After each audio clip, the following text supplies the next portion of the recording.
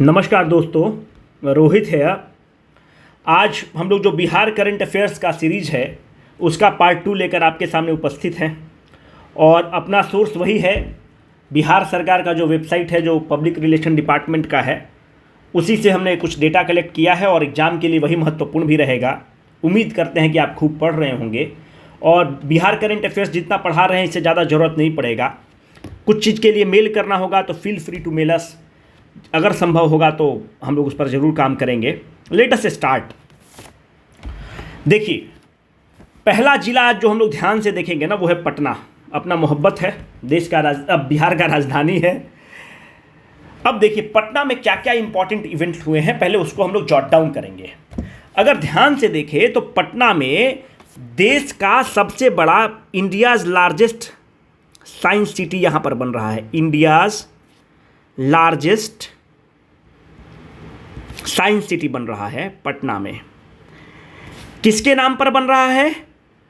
पूर्व राष्ट्रपति एपीजे कलाम आज़ाद के नाम पर बन रहा है। पूर्व राष्ट्रपति अपने वैज्ञानिक साहब जो रहे हैं एपीजे कलाम साहब, उनके नाम पर बन रहा है साइंस सिटी।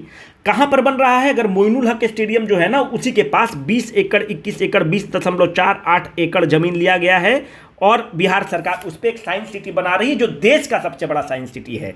कितना खर्च आया है? 640 करोड़ के आसपास का खर्च आएगा। कोई काम का नहीं हम लोग की इन्फॉर्मेशन। बच्चों को साइंस के प्रति रुझान पैदा करने के लिए उसमें साइंस का एक्सपेरिमेंट्स क्या होते हैं, बहुत तरह का है। 200 बच्चों को रहने का भी व्यवस्था किया जा रहा है। तो देश का सबसे बड़ा साइंस सिटी अपने मोहब्बत में खुल रहा है, पटना में खुल रहा है, इंडियाज लार्जेस्ट साइंस सिटी। और पटना में क्या हो रहा है जी? तो पटना में अगर आप देखिएगा तो यहाँ पर पहले प्लानिटोरियम का आ जाते हैं। ठीक है, पहला यहाँ पर आप देखेंगे ना कि 1900 पटना में एक तारामंडल है। ठीक है, पटना में तारामंडल है। ठीक है, इस तारामंडल को अत्याधुनिक लेजर से इक्विप किया गया है। इसके लिए अपना जो बिहार की कैबिनेट है 36 करोड़ की मंजूरी देती है और यहाँ पे अब चीज़ों को लेजर लाइट के माध्यम से दिखाया जाता है पटना के तारामंडल में, जिससे ये बहुत खूबसूरत हो गया है और बहुत अच्छा हो गया है। जो पटना वाला तारामंडल है, प्लानिटेरियम है, किसके नाम पर है? इंदिरा गांधी के नाम पर है। कौन इसको बनवाया था? कौन इसकी पहली बार परिकल्पना किया था? 1989 में छोटे साहब ने परिकल्पना किया था और 1993 में जाकर ये कंप्लीट हुआ था। छोटे साहब कौन है? बिहार विभूति अनुग्रह बाबू के जो बेटा हैं उनका नाम है सत्येंद्र नारायण सिन्हा। ये जो सत्येंद्र नारायण सिन्हा है बिहार विभूति अनुग्रह बाबू के बेटा, औरंगाबाद कॉन्स्टिट्यूएंसी से चुनाव जीतते थे। सत्येंद्र नारायण सिन्हा इतने पावरफुल लीडर हुए कि इनको छोटे साहब कहा जाता था और बिहार विभूति अनुग्रह बाबू को बड़े साहब कहा जाता था। इन्हीं का बेटा है निखिल कुमार। निखिल कुमार की जो शादी हुई है, जो भी 15वें वित्त आयोग के अध्यक्ष है एनके सिंह, उनकी बहन है श्यामा सिंह, उनसे शादी हुई है निखिल बाबू की। ये पूर्व राज्यपाल केरल के रहे हैं, नागालैंड के रहे हैं, दिल्ली के पूर्व पुलिस कमिश्नर रहे हैं। ठीक है, तो छोटे साहब की परिकल्पना थी और पटना प्लानिटोरियम को उन्होंने बनाया था, पटना प्लानिटोरियम को। पर अभी एक सेकंड प्लानिटेरियम की बात हो रही है। सेकंड तारामंडल के लिए अपना जो बिहार का कैबिनेट है 73 करोड़ की मंजूरी दे दिया है। 73 करोड़ की मंजूरी कहाँ पे बन रहा है? वो हम लोग का दरभंगा में बन रहा है। दरभंगा में सेकंड प्लानिटोरियम आ रहा है जिसकी मंजूरी मिल गई है और काम भी चालू है। दरभंगा को अगर आप देखिएगा तो दरभंगा में एक चीज और बहुत हुआ। दरभंगा को प्रधानमंत्री excellence award, civil service day पर प्रधानमंत्री एक्सीलेंस अवार्ड मिला है। सिविल सर्विस डे पर किस चीज के लिए मिला है? यहां पर एक प्रोग्राम हुआ, वन डिस्ट्रिक्ट वन प्रोडक्ट। आपको पता है कि प्रधानमंत्री जी का एक इनिशिएटिव है और बहुत ही सुंदर इनिशिएटिव है कि हर जिला का एक उत्पाद हो जिससे उसकी पहचान हो। तो जैसे मधुबनी का जो मधुबनी पेंटिंग है, किसकी पहचान है? मिथिला की, और मिथिला में टू बी पर्टिकुलर मधुबनी का। वन डिस्ट्रिक्ट वन प्रोडक्ट के तहत दरभंगा का मखाना है, जो अंग्रेजी वाले लोग हैं ना, जो दूसरे स्टेट का मखाना वाला को भाई अंग्रेजी में फॉक्सनट बोलते हैं, इसको भी जीआई टैग मिला है और दरभंगा के को प्रधानमंत्री एक्सीलेंस अवार्ड प्रदान हुआ है वन डिस्ट्रिक्ट वन प्रोडक्ट के तहत। थोड़ा सा और डेल्व करते हैं। अगर आप दरभंगा का देखेंगे कि प्रोडक्शन कितना है तो 4000 टन मखाना प्रोड्यूस करता है। कितने पॉन्ड से? जो रजिस्टर्ड पॉन्ड हैं 875 पॉन्ड से 4000 टन का उत्पादन करता है। But you must not be getting the feel. भाई मखाना वाला बिजनेस में 1.25 लाख फैमिली इन्वॉल्व होता है। समझिए कि कितना आदमी को रोजगार देता है। ठीक है, इतना फैमिली इसमें इन्वॉल्व होता है। वन डिस्ट्रिक्ट वन प्रोडक्ट के तहत एक उत्तर प्रदेश में जिला है, उसका नाम है सिद्धार्थनगर। सिद्धार्थनगर, इसको काला नमक राइस के लिए मिला है पुरस्कार, पीएम एक्सीलेंस अवार्ड। काला नमक नेशनल करंट का है, पर बता दे रहे हैं काला नमक राइस के लिए मिला हुआ है। और काला नमक राइस को कहा जाता है गिफ्ट ऑफ लॉर्ड बुद्धा। ठीक है, ये यूपी का है न्यूज़। ठीक है, अपने बिहार को, दरभंगा को PM excellence award one district one product के तहत मिला हुआ है। हम लोग थोड़ा भटक गए है ना, रास्ता भटक गए। चलिए अब पटना पे फिर आइए। अभी हम लोग का फोकस कहाँ है? पटना। पटना पे ही हम लोग फोकस कर रहे हैं और पटना को ही अभी कर रहे हैं। और देखिए पटना में क्या क्या हुआ है। पटना में आप देखेंगे कि यहाँ पर गंगा रिसर्च सेंटर और गंगा, एक सेकंड हमको लिखने दीजिए क्योंकि आप लोग पीडीएफ खोजते हैं ना। गंगा रिसर्च सेंटर खोला गया है और यहीं पर गंगा म्यूजियम भी खोला गया है पटना में। किस मिशन के तहत खोला गया है? नमामि गंगे। प्रधानमंत्री जी नहीं बोलते हैं मैं खुद नहीं आया हूं, मां गंगा ने बुलाया है। तो गंगा रिसर्च सेंटर पटना में खोला गया है 336 करोड़ की लागत से। क्या होगा? आपको पता है कि गंगा में बहुत सारा घाट है, तो घाट का म्यूजियम में बहुत सारे घाट, जैसे रामरेखा घाट है, पटना घाट है, आरा में घाट है, 50 घाट है, तो उसको शोकेस किया जाएगा। उसका जीर्णोद्धार के लिए वर्क किया जाएगा। गंगा में गैंगेटिक डॉल्फिन्स होता है, उसको कैसे सहेजना है, उसको कैसे बचाना है, गंगा का पोल्यूशन कैसे कम करना है, उसके लिए गंगा रिसर्च सेंटर पटना में बनकर रेडी है। जो गंगा नमामि गंगे वगैरह मिशन है, इसी में आपका एक है national Ganga council. National Ganga council जो है, इसको पहले इसका नाम था नेशनल गंगा अथॉरिटी, उसका 2016 में नाम बदल के नेशनल गंगा काउंसिल किया गया। इसको कौन हीड करता है? आदरणीय प्रधानमंत्री जी हेड करते हैं। नेशनल गंगा काउंसिल किस एक्ट के तहत बना है? इन्वायरमेंटल प्रोटेक्शन एक्ट 1986 के तहत बना है। बताने का मतलब मात्र ये है कि ये एक स्टैट्यूटरी बॉडी है, because it is outcome of an act of a parliament. ठीक है, यहां तक बात आपको समझ में आ गई होगी। पटना में बिहार डीजीपैक्स किया गया है। डीजीपैक्स क्या हुआ है? डीजीपैक्स, आपको पता है कि आज़ादी का अमृत महोत्सव हुआ है। तो आज़ादी के अमृत महोत्सव में हम लोगों ने, आज जो बच्चे हैं उनको फिलेटली आप समझते होंगे, डाक टिकट का संग्रहालय, डाक टिकट जो है ना, जो डाक टिकट इशू होता है उसको फिलेटली बोलते हैं। तो फग्गू चौहान जो बिहार के गवर्नर साहब हैं, वो पटना में एक वर्चुअल डीजीपैक्स किए हैं डाक विभाग के द्वारा, जिसमें बिहार के जितने भी फ्रीडम फाइटर्स हैं आज़ादी के अमृत महोत्सव में उनकी वंदना की गई है। उनके जो अनसंग हीरोज हैं उसके बारे में बताया गया है। 24 से 27 फरवरी के आसपास होता है। दोस्त, यहाँ पर एक आध चीज़ ये महत्वपूर्ण है। अगर कोई भी आपको ऑप्शन में पूछता है कि फलाना सम्मेलन कहाँ हुआ, ढिमका सम्मेलन कहाँ हुआ, 90% चांस बोल है, अगर आपको आंसर पता है तब तो कोई दिक्कत ही नहीं, उस आंसर के साथ जाइएगा। अगर मानते हैं कि कोई सम्मेलन आपसे पूछता है कि हैंडलूम सम्मेलन, यह सम्मेलन, वो सम्मेलन, तो भाई बिहार का सबसे बड़ा शहर है पटना। अगर पटना ऑप्शन रहे तो पटना टिक करिएगा। अगर कोई और विकास और डेवलपमेंट का प्रोजेक्ट रहे और ऑप्शन में राजगीर रहे या नालंदा रहे, तो कोशिश करिएगा कि राजगीर नालंदा को टिक करिए या पटना को टिक करिए। जो भी सम्मेलन वगैरह रहेगा 90% चांस है कि पटना में होगा। भाई पटना में एयरपोर्ट है, कनेक्टिविटी आसान होता है, सब चीज़ आसान होता है, तो पटना में किया जाता है। और राजगीर वाला और नालंदा वाला क्षेत्र जो है माननीय मुख्यमंत्री का क्षेत्र है, और माननीय मुख्यमंत्री जी ने बड़ा अच्छा काम वहाँ पर किया है। उनका क्षेत्र है, जरूरी है कि पहले अपने क्षेत्र में, अपने घर में दिया जलाए, उसके बाद बिहार में दिया जलाए। उसका बहुत प्रगति भी कर रहे हैं।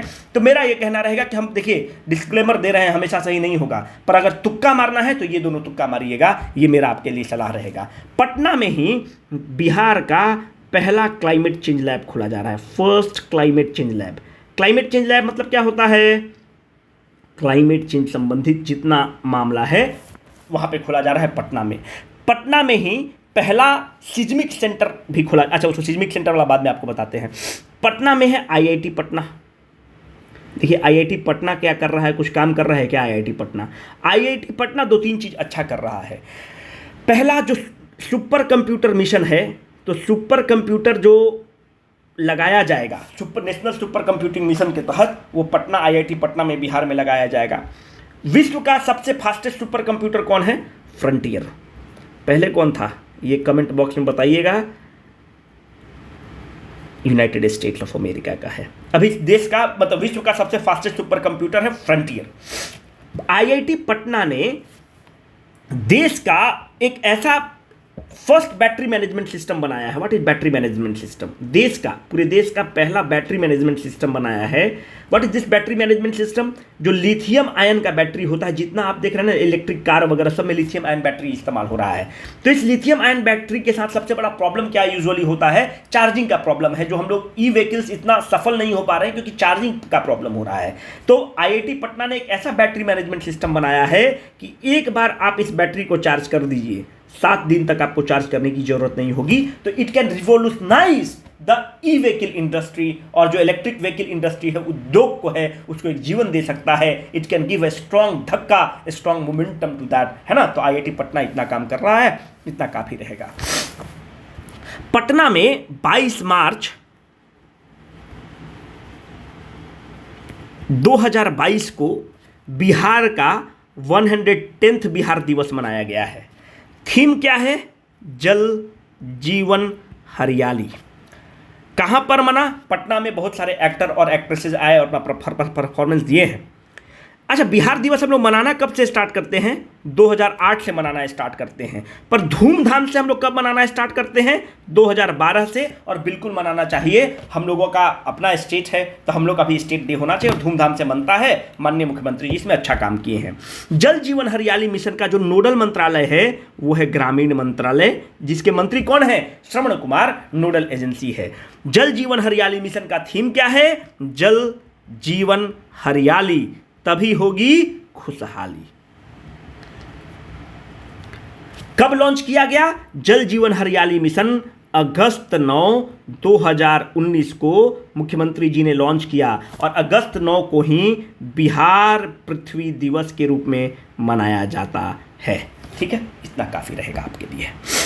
और पटना में क्या क्या किया गया इसी में लिखते हैं। इसी पटना में इस्कॉन टेम्पल का निर्माण हो रहा है।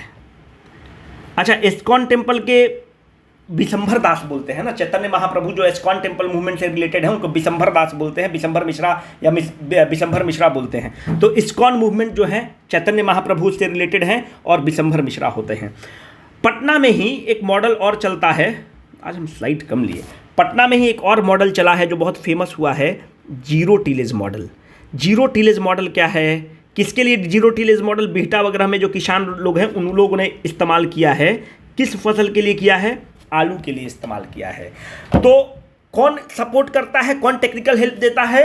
भारतीय आलू अनुसंधान परिषद ने दिया है।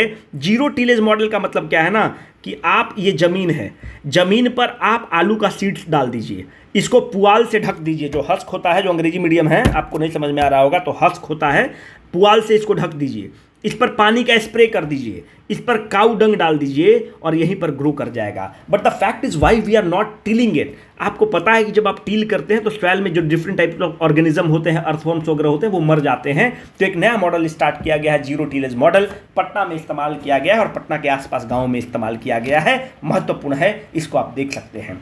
पटना एडमिनिस्ट्रेशन का एक ऐप बहुत फेमस हुआ, उस ऐप का नाम है हीट ऐप। हीट ऐप क्या है?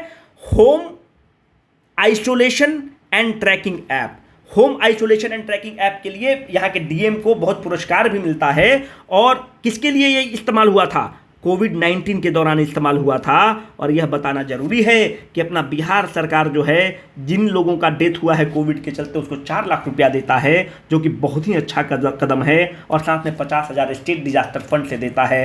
केंद्र की सरकार को देने में दिक्कत हुई, पर माननीय मुख्यमंत्री और बिहार की सरकार ने एक बहुत ही अच्छा और सकारात्मक कदम उठाया, क्योंकि किसी का डेथ हुआ है, कोई गरीब का डेथ हुआ है, 4 लाख हमारे और आपके लिए कुछ नहीं हो सकता है, पर उस गरीब के लिए अगर मानते हैं कि अगर घर में पिताजी कमाने वाले थे और कोविड के कारण डेथ हो गया, तो अच्छा है कि उस बाल बच्चा को मिल जाए, तो क्या ही दिक्कत है, अपना जीवन आगे, तो कुछ तो सपोर्ट तो थोड़ा सा मिलेगा ही। ऐसा तो है नहीं कि बिल्कुल सपोर्ट नहीं मिलेगा। अब देखिए और पटना में क्या हुआ। पटना में बिहार का फर्स्ट सिज्मिक, ये देखिए जितना ये सब इंपॉर्टेंट चीज़ है, सिज्मिक सेंटर अगर तुक्का भी मारिए तो पटना मारिए। बिहार का पहला सिज्मिक सेंटर पटना खोला गया है। ये क्या है ना कि अर्थक्वेक को पहले बता देगा। Seismic is related to what? Earthquake, पहले आपको बता देगा। बिहार में सबसे दर्दनाक अर्थक्वेक कब आया है? 1934 में बिहार में सबसे दर्दनाक अर्थक्वेक आया है। अगर आप बिहार का स्ट्रक्चर को देखेंगे तो हम अभी ज्योग्राफी में आपको नहीं बता पाए, जब मेंस बताएंगे तो आपको बताएंगे। बिहार में 6 सब सरफेस प्लेट हैं, जहां पर 2 प्लेट साथ में रहेगा।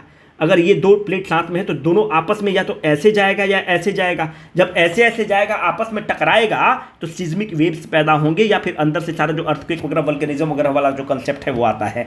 तो एक फैक्ट नुमा स्ट्रक्चर के रूप में आपको बता देते हैं कि बिहार इज हैविंग जस्ट 6 सब सरफेस प्लेट। बिहार में जोन पे क्लासिफाई किया गया है कि जोन 1, जोन 2, जोन 3। तो उसी तरह से बिहार में आप देखेंगे तो एक जोन 3 है, जोन 4 है, जोन 5 है। बिहार का 24 जिला जोन 4 में आ जाएगा। जोन 5 मतलब हाई रिस्क जोन, उससे कम रिस्क जोन, उससे कम रिस्क जोन, मतलब है ना कि रिक्टर स्केल पर कितना का अर्थक्वेक आ रहा है। जोन 3 में बिहार का 6 जिला है और जोन 5 में बिहार का 8 जिला है। तो 24 जिला बिहार का जोन 4 में आता है, जो कि तकरीबन बिहार का देखें तो 63.7% एरिया जो है हाई सिज्मिक जोन में बिहार का आ जाता है। अब लगे हाथ ये बता दीजिए कि बिहार का कितना जिला फ्लड प्रोन है? तो 28 जिला जो है बिहार का फ्लड प्रोन है। ये कितना परसेंट एरिया हो गया बिहार का? 73% एरिया हो गया। हम पहले MCQ में आपको बताए हुए हैं, ठीक है। थोड़ा हम लोग विषयांतर हो गए, पर चलिए थोड़ा सा बर्दाश्त करिए आप भी। अब कोई और एक जिला पकड़ते हैं। एक जिला हम पकड़ लेते हैं, किसको पकड़ लें? चलिए निखिल भाई का जिला पकड़ेंगे अब, है ना। निखिल भाई का जिला है वेस्ट चंपारण, पश्चिम चंपारण।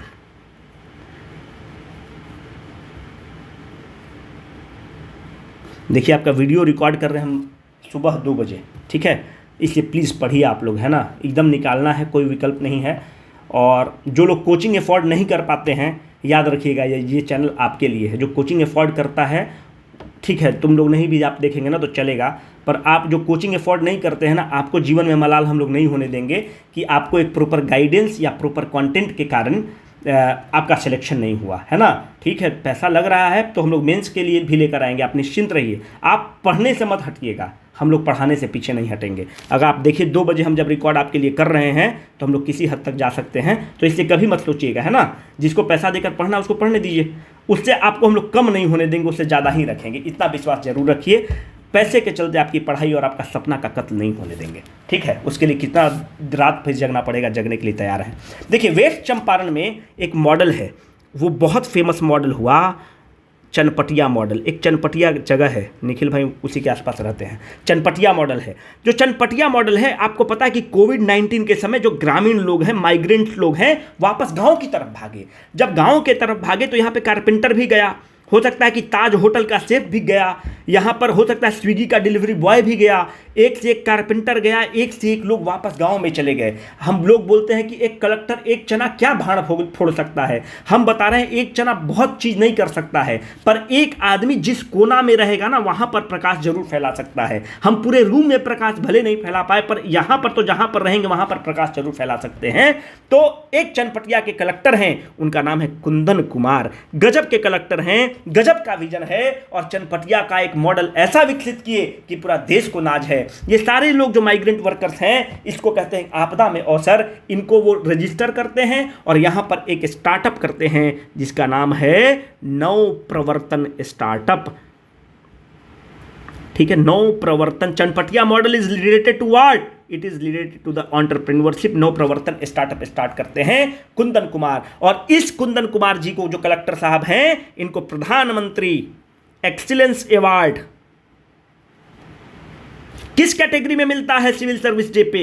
इनोवेशन के कैटेगरी में। And he deserves all the credit, he deserves much more award. इस तरह का अगर हम लोग के पास रहे तो कोई दिक्कत नहीं है, इनोवेशन कैटेगरी में मिलता है।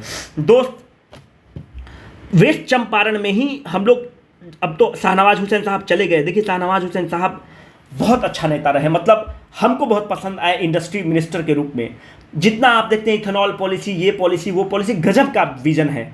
आप बताइए, राजनाथ बाबू को देखिए, डिफेंस मिनिस्टर हैं, जितना यूपी का विकास हो रहा है, एक से एक ब्रह्मोस का फैक्ट्री, सब फैक्ट्री जितना है। देखिए बिहार के पास प्राइवेट सेक्टर अभी इन्वेस्ट नहीं करेगा, पर बिहार के सामने पीएसयू तो इन्वेस्ट करेगा।